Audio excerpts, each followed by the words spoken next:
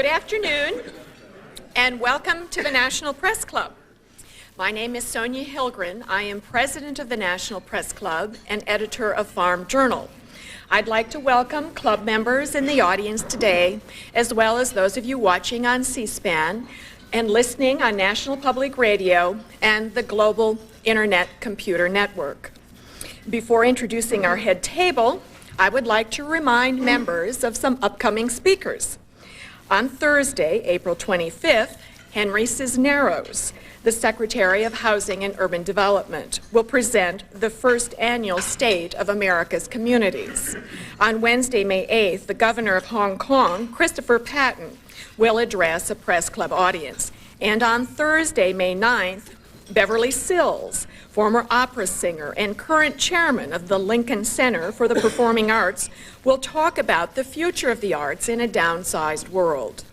I'd also like to mention to our members here today that we have a book and author rap session coming up with former Senator Warren Rudman of New Hampshire this Thursday, April 25th at 6:30 p.m.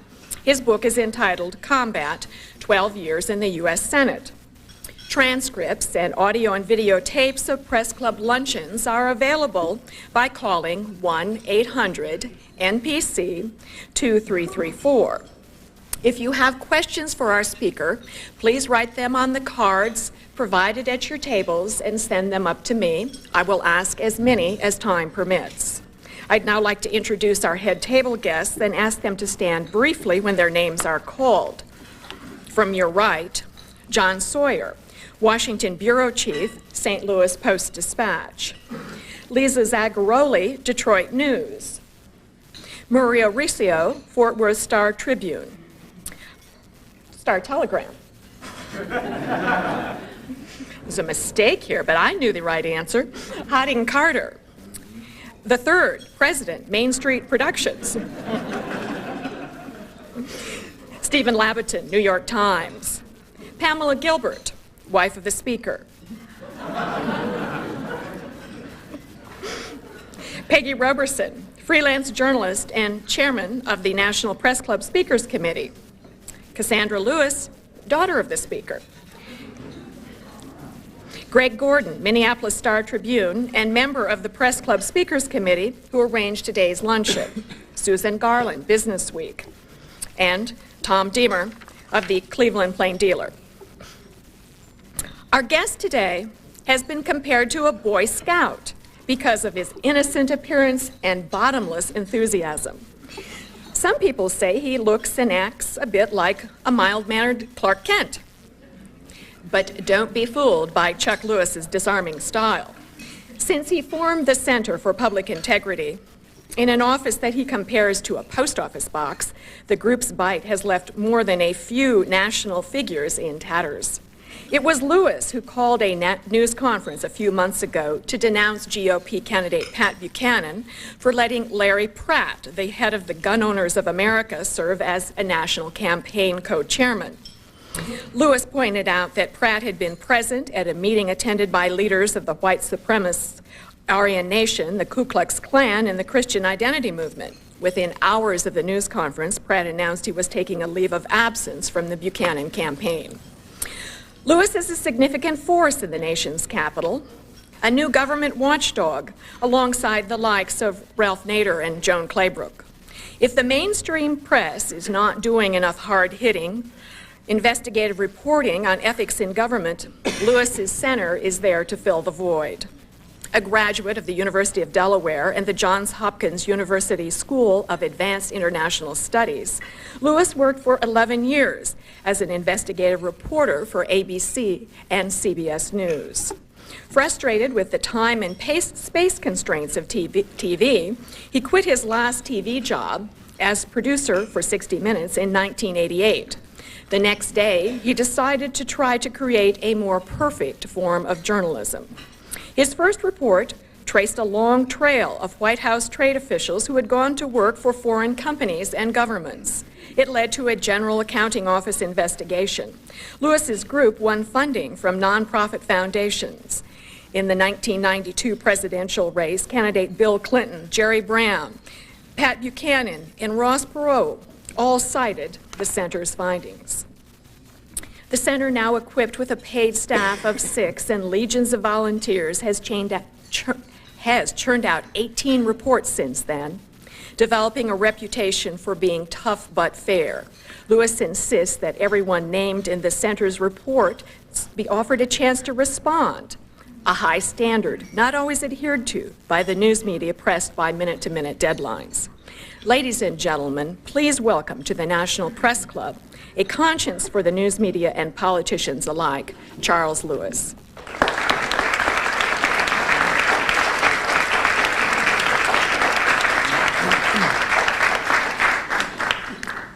Thank you. What an introduction. I want to thank the Press Club for inviting me here today. And I would also like to thank some other people who are here. My extraordinarily supportive wife, Pamela, and my daughter, Cassie, who are up here today. The Magnificent Center for Public Integrity staff, who I think are among the hardest working, most talented professionals in this city. And 2 members of the Center Advisory Board, Pearl Stewart, former Oakland Tribune editor, now a Freedom Forum journalist in residence at Xavier University, in from New Orleans, and Hodding Carter, former newspaper editor, former State Department spokesman, currently professor of journalism at the University of Maryland, among many other titles. Hodding has been on the advisory board since it began, and frequently after we have issued an investigative study, he has received angry phone calls or letters from the famous and the powerful, complaining about what we have written or the questions we have asked. To Hodding's credit, he has steadfastly stood by the Center for Public Integrity and its work over the years, and I thank him for that. As everyone at the Center knows, I love quotes, and one of my favorites is by Harry Truman, who said, "I don't give people hell, I just tell the truth, and they think it's hell." No one has ever accused us of desperately seeking salmon in this town. We've never been interested in being invited to dinner at the homes of important government officials, which is really good because we're practically never invited. 6 years ago today, the Center for Public Integrity was just a P.O. box and an idea. Sending 300 or 400 letters a month from my house in Virginia with just $2,000 in the Center bank account and giving new meaning to the phrase white knuckles. I signed a $60,000 2-year lease for the first office of the Center in downtown Washington, which we opened in May of 1990. At first, there was no furniture except for a card table I brought from home. Our first paid intern from the University of Southern California had to work for a few days while sitting on a windowsill. Today, the Center is in its second office, more than twice the size of the first one, just 2 blocks from the White House.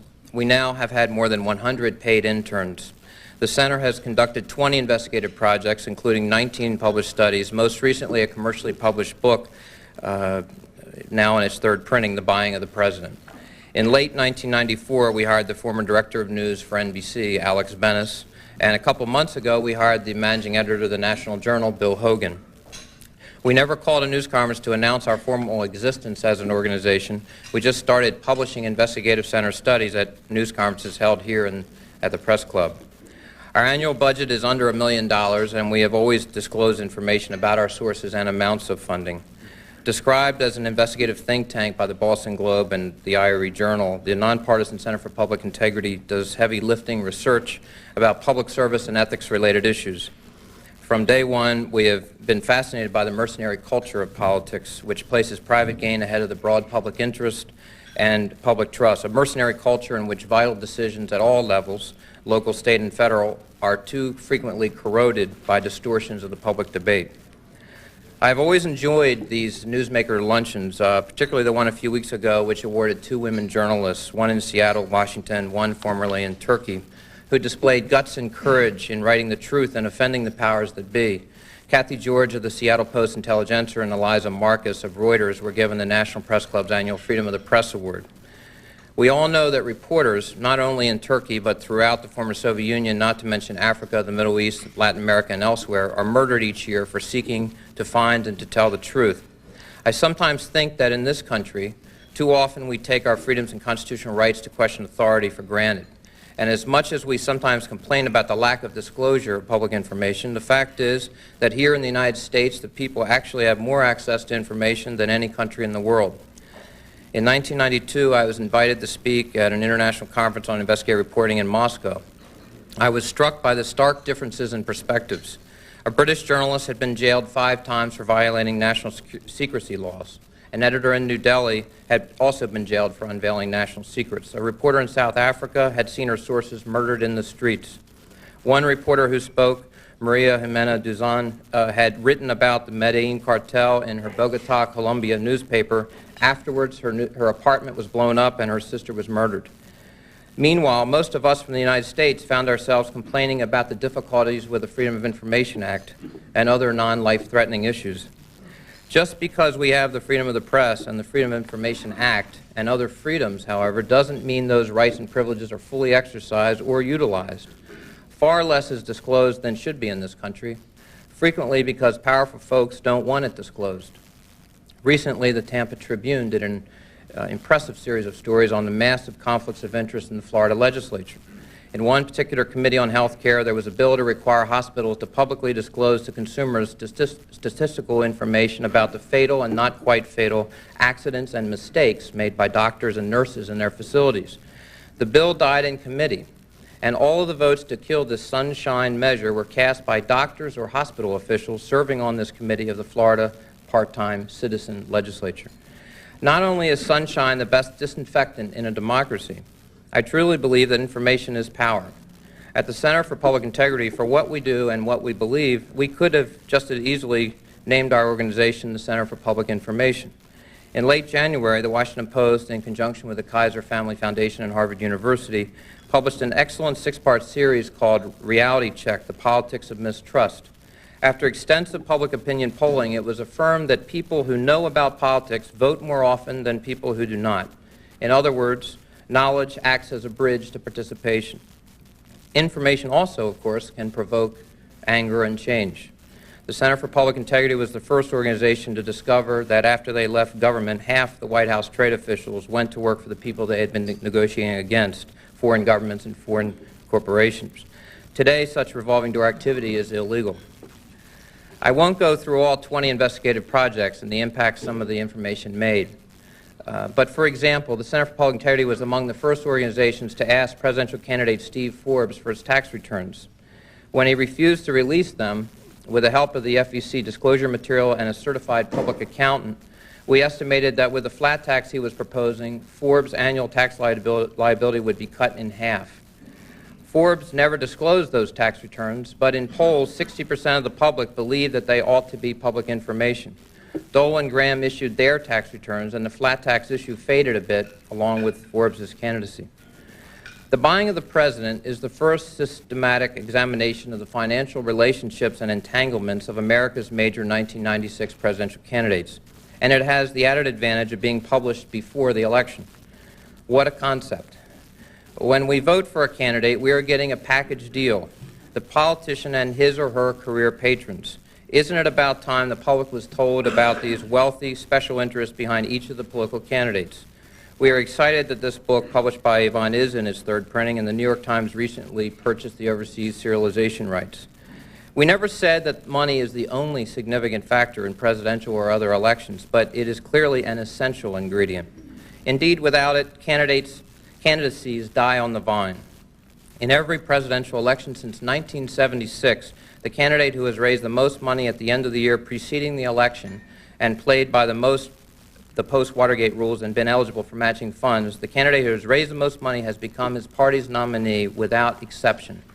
In 1995, Bill Clinton and Bob Dole each raised the most money, roughly $25 each, and both today are their party's presumptive nominees. In 1995, $110 million in private money was raised by the major presidential candidates, more than any preceding presidential election in U.S. history. Preceding year in U.S. history. 3 presidential candidates, Pat Buchanan, Bob Dole, and Lamar Alexander, each began laying the groundwork for their presidential bids in 1993 or earlier by raising millions of dollars secretly through their nonprofit foundations. Dole and Alexander were essentially shamed into releasing the names of the donors in 1995, and it was discovered that several contributions exceeded $100,000.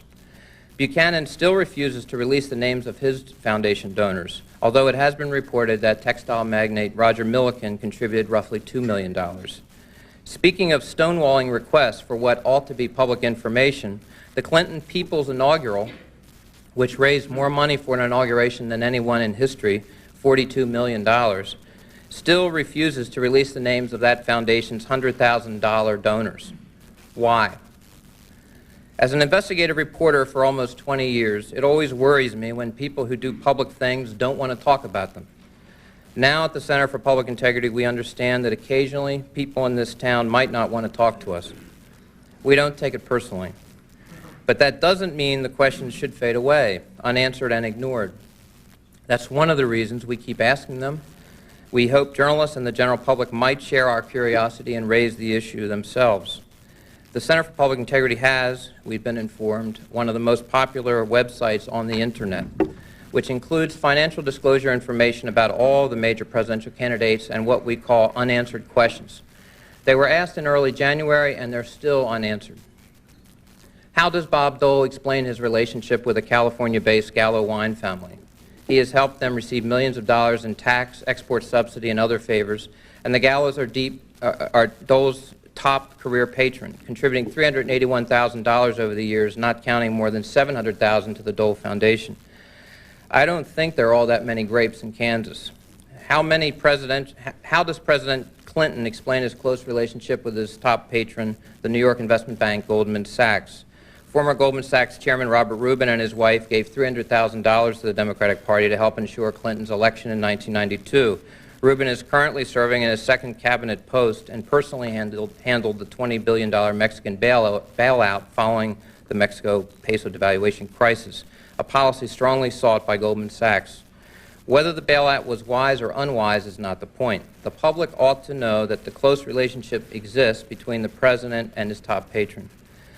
Does anyone besides me find troubling that 4 1996 presidential candidates, Clinton, Dole, Alexander, and Graham, have been involved in beneficial real estate deals with their campaign contributors?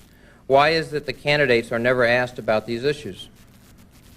Now people are beginning to think about the political party conventions in San Diego and Chicago. Each political party will get a check from the U.S. Treasury for $12 million to put on their conventions.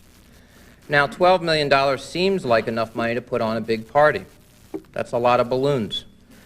But in 1992, federal taxpayer funds paid for only about half of the Republican convention, and taxpayer money covered less than 1/3 of the $38 million spent by Democrats at Madison Square Garden.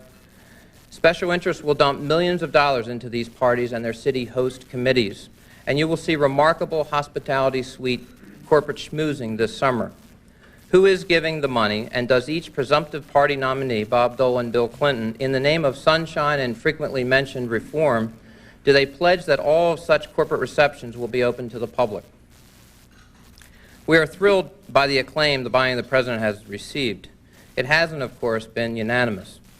There are the usual non-denial denials from the parties and their candidates. But one columnist actually wrote that we exaggerated the influence of money, and in so doing were deceitful and dangerously wrong to feed that cynicism. Not only was nothing exaggerated, the people who play the game of politics bear most of the responsibility for any cynicism which resides in the public today. After Vietnam and Watergate, after the resignation of the House Speaker and Majority Whip, after the Keating Five and other SNL-related scandals, the HUD scandal, the defense procurement fraud, the House check kiting scandal, the conviction of the House Ways and Means Committee Chairman Dan Rostenkowski, the 4 independent counsel investigations of the Clinton administration, the resignation of the Senate Finance Committee Chairman Bob Packwood, and other scandals too numerous to mention, how could Americans not be wary of and distrustful of their politicians? Indeed, I think frankly that it is dangerous and deceitful for political reporters to pretend that money has no influence upon the political process, to hardly ever write about the relationships between politicians and their patrons, to protect the political practitioners and their sponsors from any uncomfortable questions which might pierce the veneer of validation which straight, mindless horse race reporting provides. And finally, since when was it the role of a journalist, or anyone, to personally decide what is dangerous for this democracy? What happened to good old-fashioned reporting of the facts, all the facts? It is fair to say, and as many have, that the news media do indeed bear some responsibility for the cynicism in America. Last week, the Los Angeles Times published an interesting, thoughtful series of front-page stories entitled beyond skepticism, have the media cross the line into cynicism.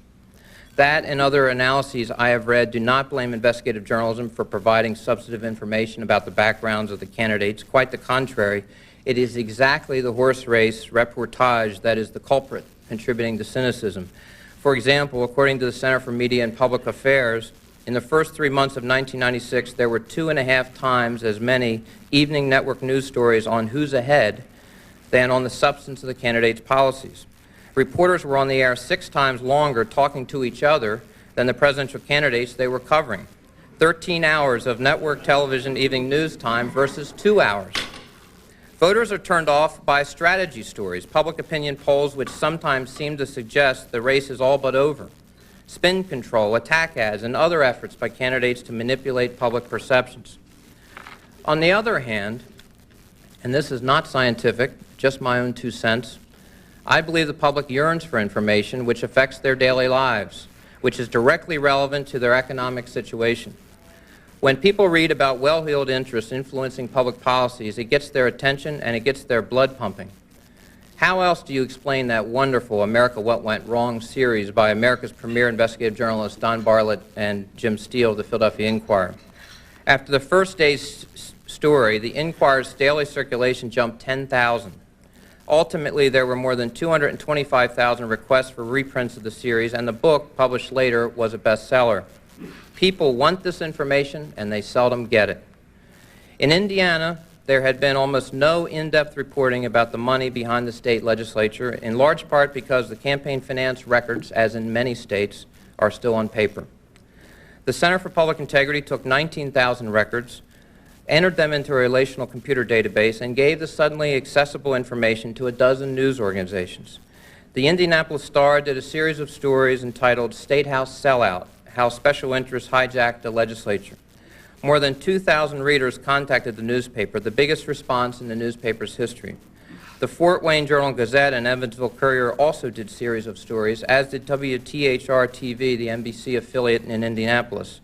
Within weeks, the legislature voted to computerize the records, and after it was discovered that the Indiana House Ways and Means Committee chairman had been receiving $40,000 in gambling industry money under the table, the legislature voted to ban all gambling contributions. Information was provided, and the people responded. Since I quoted a Democrat earlier, in that bipartisan, nonpartisan, apolitical, whatever spirit, I will close with a quote from a Republican, Abraham Lincoln. I'm a firm believer in the people. If given the truth, they can be depended upon to meet any national crisis. The great point is to bring them the real facts. Thank you.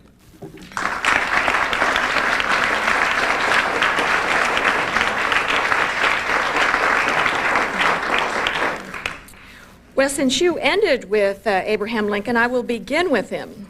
In your book, you note that Abraham Lincoln was a railroad lawyer who ran a $100,000 campaign in 1860, spending twice as much as Stephen Douglas to win the presidency. Lincoln then oversaw nationwide development of American rails. What has changed since then? And do you think past presidents, even the great ones, could have withstood the scrutiny of your center? It's a great question. I think the great ones could withstand the scrutiny of the center. I think that we sometimes don't have great ones anymore. We have a lot of people this year who chose not to enter politics. Colin Powell said, fix the process. Jack Kemp, who was the front runner, chose not to run because he already owed $100,000 from the last election in '88. And the prospect of going to 250 fundraisers in 1995 and 80% travel on the road was totally repugnant to him. He said, I'm not a compulsive individual. I'm 60 years old. I have grandchildren. I believe in ideas, and I'm not going to go around with a tin cup. I refuse. You have Dick Cheney, Bill Bennett, Dan Quayle, and many others who also chose not to enter the fray. I say that today you have millionaires or people who are willing and able to raise millions of dollars from people that most of us would never want to spend any time with, and that's who runs and enters the process. And so I do think we have a process that's out of control, a money chase that's out of control. When you have to raise $123,000 a day, as Bill Clinton did in 1995, we're not talking bake sales here. There are people giving money, and they've got ideas about what they want back. And if you read The Buying of the President, you'll see that they're frequently not disappointed. Regarding Abraham Lincoln, always one of my heroes and still one of my heroes. The reason I put Lincoln and FDR, there's also a vignette about FDR in the book along these lines. Politicians in the United States have always had entanglements with special interests that help them achieve power. And I wanted people to think we weren't just Boy Scouts or that we hadn't just fallen off the turnip truck. And so we mentioned those vignettes. Yes, special interests have had influence over the years. There's no way to measure this because records were, if you think they're bad today, you should have seen them 100 years ago. So there's no way to measure, and it's a totally subjective comment on my part, but I really strongly think that the money has gotten so out of control that you have to run 3 and 4 years in advance to be a serious candidate that good people aren't entering. I do think that it's different today than it was then, and I think the likes of an Abe Lincoln or Harry Truman and some of those folks would probably not go through it today. I think there's a fair case to be made that they would scratch their heads a little bit. And so that's the answer to that. If individual campaign contributions could be raised beyond $1,000 and $5,000 limits, politicians wouldn't have to spend as much time raising money and depend as much on the parties. Isn't the campaign finance law messed up when these limits are different between candidates and the parties, and when Steve Forbes can run without any limits on what he spends? Well, as many of you know, the Supreme Court in 1976 ruled in Buckley versus Faleo that a candidate, whether he's a millionaire or he's not a millionaire, can spend as much as he wants on his own campaign.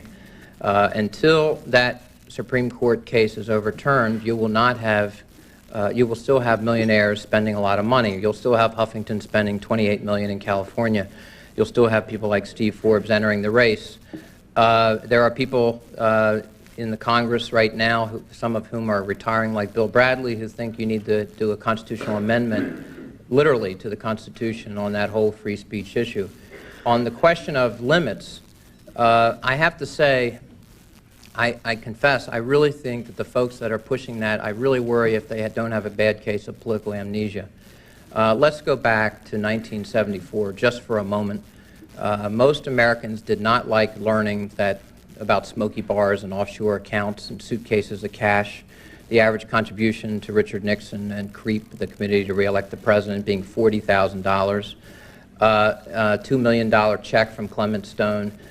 Most Americans felt that this was out of control and that money should not buy elections, and it should be disclosed, it should be accounted for, and yes, there should be limits of some sort to diminish the power of money in some way. And actually, believe it or not, the Supreme Court did uphold that money can influence elections in their famous decision in '76.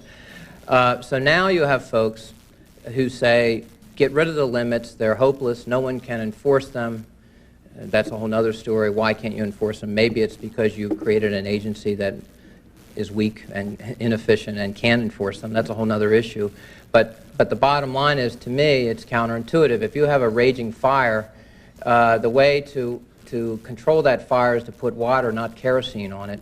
I am not convinced that if you raise the limits, that the amounts next time, it won't be $110 million in 1999. It'll be $200 million because now they have a $5,000 limit.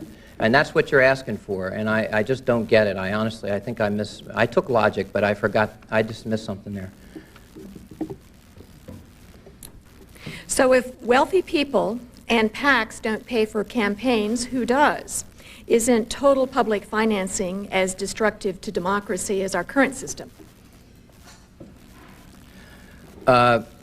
Exactly who pays for campaigns and how they are paid is something that this republic must resolve. There are 40 proposals right now in the House and Senate offering solutions from subsidized advertising to constitutional amendments to raising limits, lowering limits. There are states, 27 or 29 states have adopted initiatives to change the way their races are financed, and there are experts in this room who know all about that. I think the issue here is are the American people fed up enough to do something drastic? If you look at public opinion polls in the last 5, 6 years, 70 or 80% of the American people want to clean up politics. They want political reform. But you have unfocused anger. The anger, there has been no leadership in this country by the Speaker of the House or the President. They shake hands in New Hampshire and nothing happens. No one really wants to deal with this issue for all kinds of obvious reasons. We're asking the foxes to lock themselves out of the hen house. Foxes don't do that. And so the public is frustrated, but the elected officials are aloof and paying no attention to the public on this score. I don't know if public financing is the issue. I don't know if raising the limits are the issue. There are people who have devoted their lives to this issue.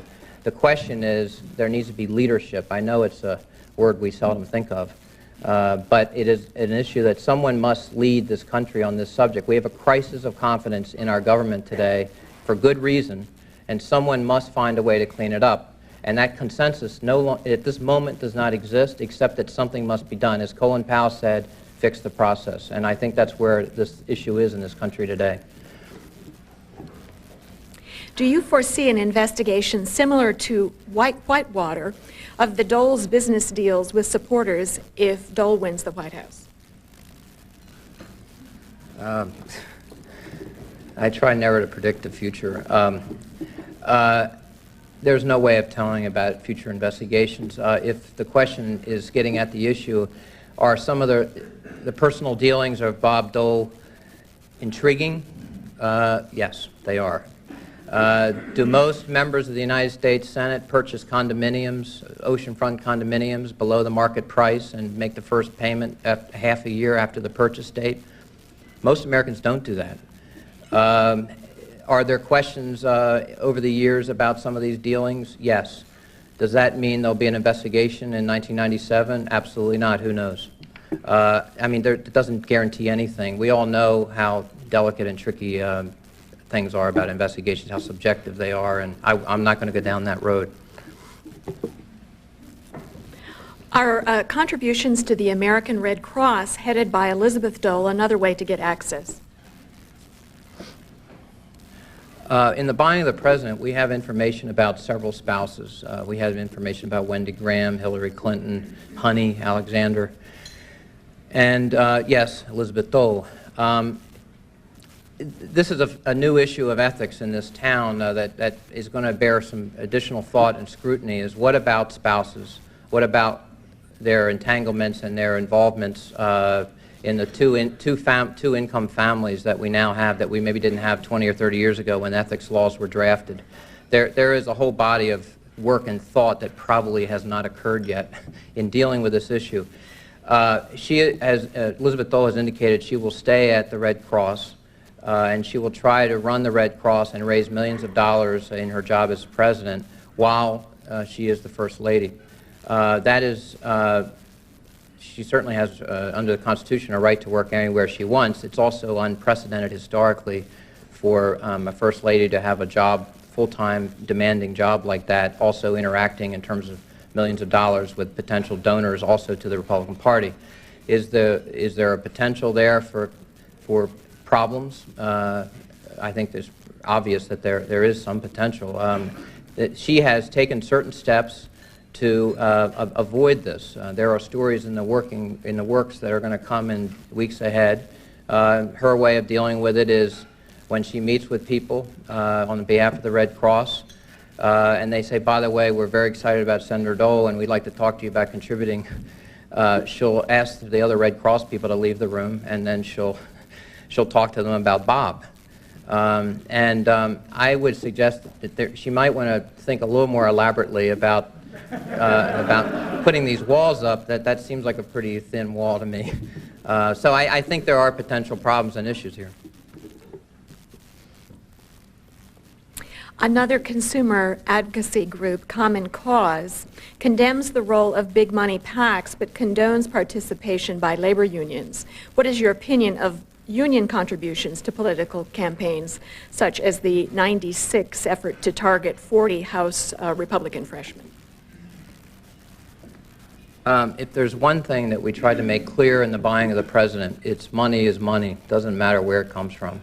Doesn't matter if it's from corporations, it's from law firms, it's from trade associations, it's from wealthy individuals, or yes, it's from labor unions. Labor unions have made a decision some time ago that the way that they will compete with business is to try to match or exceed the spending that they do in House and Senate races and other federal offices.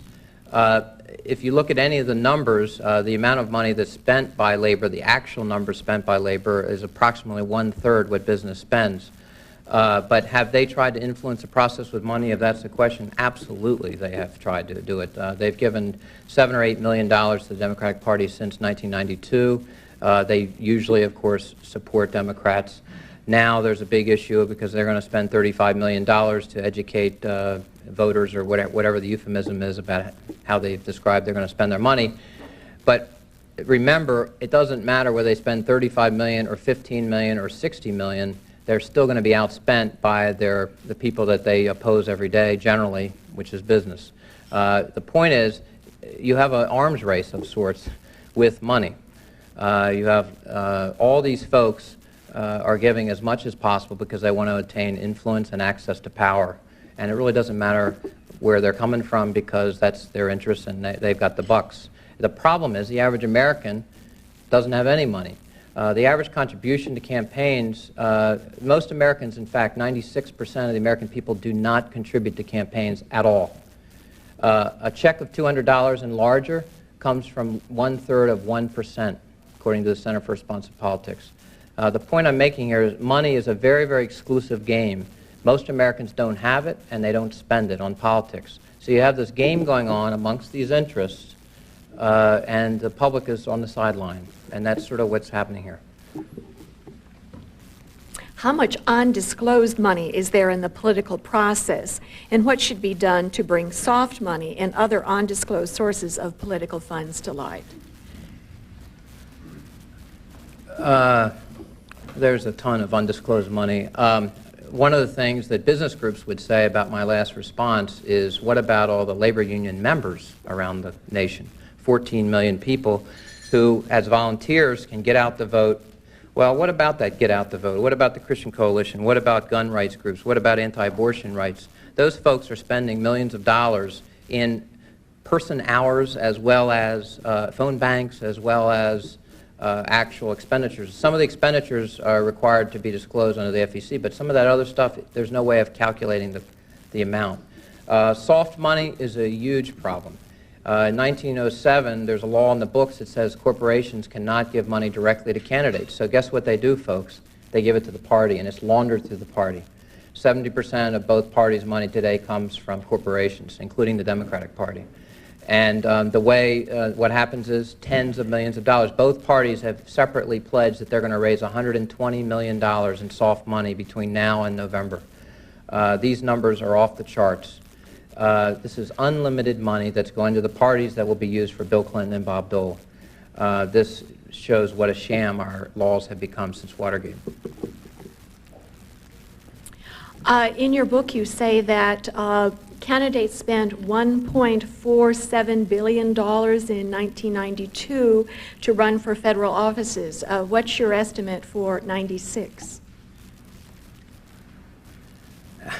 I don't actually have an estimate. I mean, I think it will exceed $1.47 billion.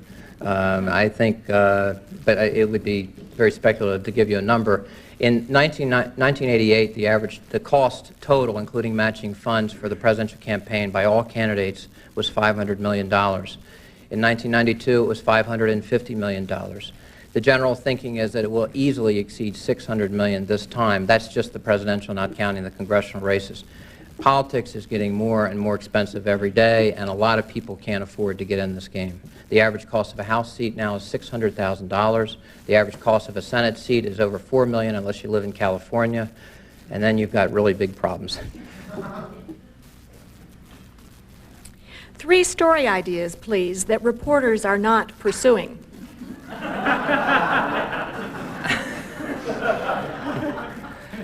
Well, the short answer is read our newsletter.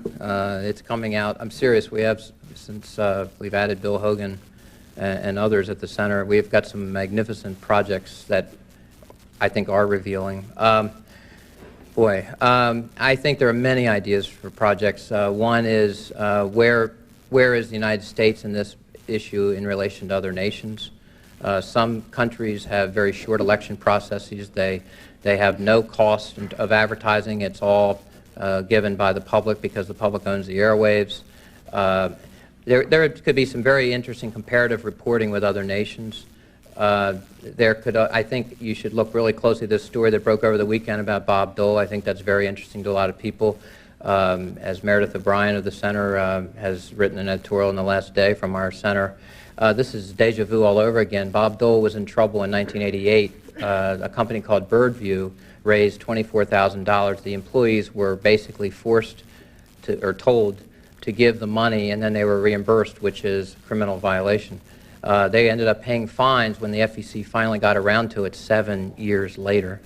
And so today, we now have Bob Dole calling for the FEC to investigate this new allegation that a company in Boston, or in the Massachusetts area, employees have ponied up, including spouses, I don't know if children are involved, $40,000 from 40 people, the so-called bundling thing that happens frequently. This is something that you should always look carefully at. I urge all reporters to do something which I know will be really popular, and that is go read these records really closely. The Los Angeles Times conducted expensive, groundbreaking investigations of how politicians spend their money, not just how they raise it. With cost cutbacks, the Times has drawn back from that sort of large effort. What is the result, and is anyone filling those large shoes? The person who did most of that Pulitzer Prize-winning journalist Dwight Morris and folks that work with him have actually created their own company called Campaign Study Group, and they're working independently with various news organizations to continue doing this expenditure research. You cannot begin to imagine how complicated it is to go through and look at expenditures. You have the Republican National Committee, the Democratic National Committee, and you have about a dozen other committees at the national level, building funds, you name it, they've got a committee for it. And then every state has their own party committees. And figuring out how that money filters into the party and out around the country is just an incredibly tortuous experience that really almost no one wants to go through, including Dwight Morris in the LA Times. I don't think anyone's ever done the ultimate in expenditure analysis. Who's picking it up at the moment other than Dwight? I don't know of anyone. What does the national press need to understand to more effectively cover money in politics, and what mistakes should be avoided?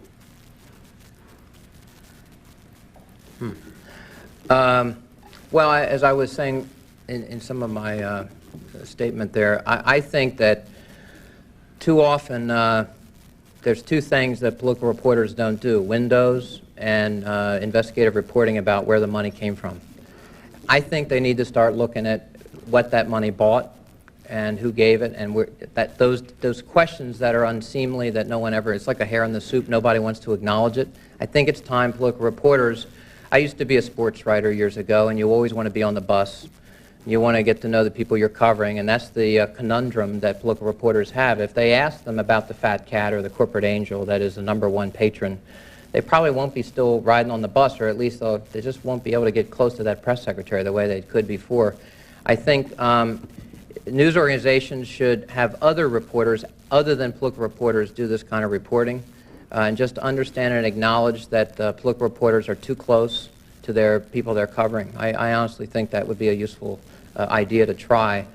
And I think the other question, there was a second part of that, right? What mistakes should be avoided? I think, in fairness, we do keep saying that money is not the only thing here, that I do think it's not a one-to-one correlation. People have to occasionally understand that money in politics is like when people play golf, it's the greens fee. You want to get on the course, you got to pay the money. It doesn't always mean that the company or the law firm or whomever got something in return. Believe it or not, occasionally they hope to get something in return next week. But you can't always show it, and reporters have got to understand this work is hard, it's tedious, it takes time, and you will occasionally not see what you are certain you will see. You say in your book that President Clinton learned early in Arkansas that a politician had to appear highly concerned with bettering lives of ordinary citizens, but had to be careful not to act so aggressively on those concerns as to threaten interests of the business elite. You mentioned the connection between Goldman Sachs and the Mexico bailout. What are some other examples where those two strains are come into conflict? It was really interesting to us about Clinton. In his first political race of his life, he ran as a Watergate reform candidate in 1974 for the House of Representatives. He raised $20,000 more than the four-term incumbent Republican congressman. Now, here's a 28-year-old Fayetteville, Arkansas assistant law professor. Where does he get that kind of money to best a 8-year veteran of Washington? Well, he got it from traditional sources, some Oxford pals from his Rhodes Scholarship days, as well as labor unions like teachers' unions and other groups. And teachers' unions, by the way, are his #2 all-time patron, the New York State Teachers Union. But he also became aligned immediately with the powers that be in Arkansas, namely Tyson's, among others. Tyson was in his district. And Clinton would not ever talk about Tyson's food openly. He would always refer to the plight of chicken farmers. It was always in code. But he felt their pain, these chicken farmers. And if you looked at what happened in 1980, he lost. What happened is he alienated some of the business interests. And we talked to some people around him, close friends of his to this day, and they said he had an incredible epiphany. He realized that he could utter populist bromides to the people, but he better not get in the way of business down in the state of Arkansas. This is not the only state where this is the case. But he understood throughout the 80s that there might not be tough enforcement of Tyson when it comes to polluting the streams and rivers. On and on and on, these relationships go on. One other I can't resist mentioning, it's not one of our top 10 career patrons, but we thought the relationship with Nations Bank was quite interesting. Here's a situation where a bank was anxious to expand. They had a bill they were pushing hard but were unsuccessful with, the Interstate Branch Banking Bill. They dumped $500,000 into Congress in '91 and '92. It wasn't working. They still couldn't get that because they didn't have the White House. So Hugh McColl, the chairman of Nations Bank, had a breakfast with Governor Clinton a month before the election, and he said, "Governor, I'll support you if you will help us on interstate branch banking." Clinton said, "Sure, no problem." Soon after, the money starts flowing from Hugh McColl personally to the Clinton campaign and the Transition Fund. Pretty soon, McColl and Clinton are pals, hanging out at the White House family quarters. They're going to the NCAA basketball games together. And Clinton pledges his regulatory reform for banking in 1994 is interstate branch banking. The bill is signed into law. By the way, Nations Bank estimated it would save the bank $50 million a year.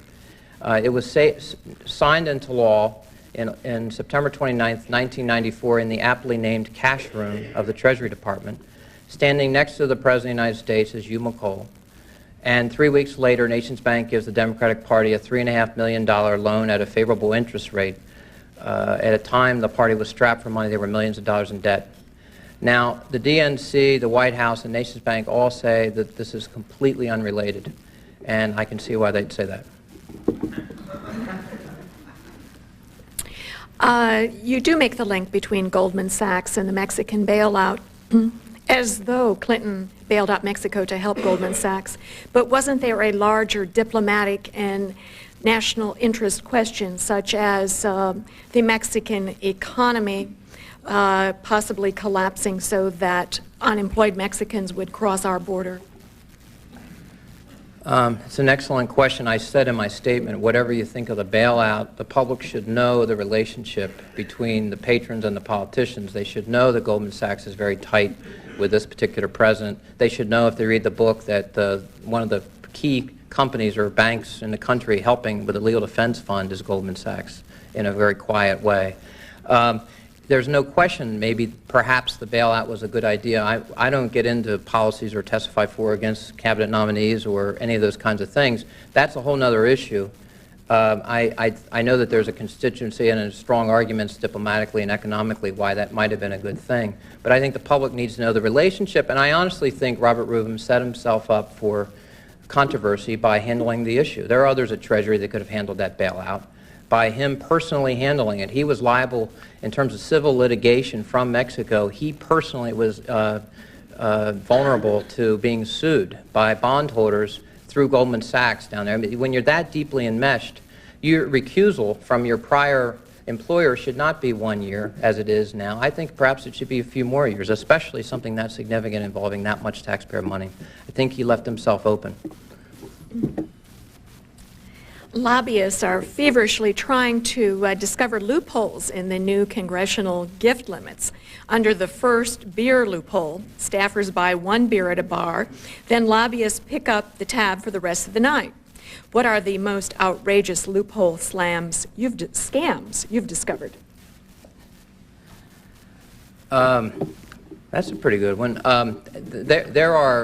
There are many, many scams. We're still figuring out what's going to happen with this law. My favorite one, to tell you the honest truth, is the Senate Ethics Committee Chairman Mitch McConnell, who wants to lift the gift ban for the conventions for the 4 days in San Diego and Chicago. Mitch McConnell is deeply concerned that this will tax their administrative capabilities at the Ethics Committee.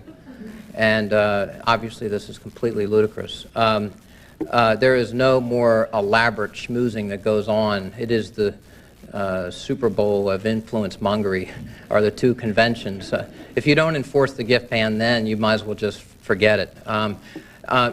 So there are a lot of jokes about this gift ban, but I think the American people are fed up, and they do think that these folks are feathering their own nest, or that the incestuousness has gotten a little too cozy.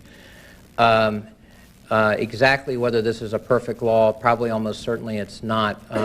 I am pleased that we know more about, I'm less interested, believe it or not, in the gift ban than I am disclosure. For years, the only place you knew about in this town were foreign governments and foreign corporations through the Justice Department Foreign Agent Registration Act, which has its own problems. Half the foreign lobbyists don't register. That's another problem. But if you were a U.S. corporation, if I was investigating Mitsubishi and its contacts with the White House, it would be at the Justice Department. If I was investigating Metropolitan Life's contacts with the White House, it's a U.S. company, so there would be no records anywhere. Well, that's a serious problem. Now you have all lobbying, domestic and foreign, is registered in some capacity. It might not be perfect, but we will know more about lobbying than we used to. One last thing on that. We did a healthcare study looking at 660 healthcare groups trying to influence healthcare one way or another, which I could talk about for a few days, but I'll spare you. But 49 groups spent $60 million trying to influence healthcare using the airwaves. The famous Harry and Louise ads were $15 million alone. There is not one piece of paper anywhere in Washington that lists how much they spent on TV ads. Grassroots lobbying and TV ads are not included in these new reforms. So we have a long way to go about disclosure, I think. Larry Pratt vehemently denied having any ties to fascist groups. A handful of black and Jewish leaders came out to repudiate your characterization of him. Who was right, those who know him personally or your report? Actually, I'm sheepish to admit this, but most of what we reported about Larry Pratt had already been reported in different places, but no one had remembered it or could find it, I guess. We talked to Larry Pratt for a month before this story broke. We also talked to the press secretary, to Pat Buchanan. They knew that we were looking at Pratt's background. They knew that we thought these entanglements with these extreme groups was peculiar, to put it politely. You know, what Pratt wants to say, and he's gone around the country on the radio and everything else saying that he's been wronged, but he fails to mention that he admitted the first day he has a news conference that he had been at these meetings. My only question was the following: why is someone who is tied to these groups and teaching hate groups how to develop militias, writing books and other things, which gets less publicity than the meetings? To me, that's more significant in some ways. Why is someone like that one of 4 co-chairmen of a national major presidential campaign? This thing came out when Buchanan almost beat Dole in Iowa and was leading in New Hampshire. To me, this was stunning and amazing, and I thought it bore mention. Whether or not Larry Pratt is a fine American and Larry Pratt can say all he wants. He has that right, and he has been saying it. Before I ask the last question, I would like to present a certificate of appreciation to you for your appearance today and a National Press Club mug. Thank you. That's right. And I'd like to ask, what do contributors to presidential campaigns get for their money? Now you've discussed this a bit, but this is a multiple choice. Number 1, access. Number 2, influence. Or number 3, good tickets to the inaugural ball. Usually D, all of the above. They absolutely get A, access. They, depending how much they get, they'll get B, influence. $1,000, even $5,000 just doesn't get what it used to. You know, the 2 parties issued these menus. If you give $100,000, you get to have dinner with the president. So if you only give $2,000 or $3,000, you're sort of down the pecking order there in terms of what you'll get back. You still might get to go to the ball, though. And could you tell us your internet address? Right. It is www.essential.org/CPI. Thank you very much.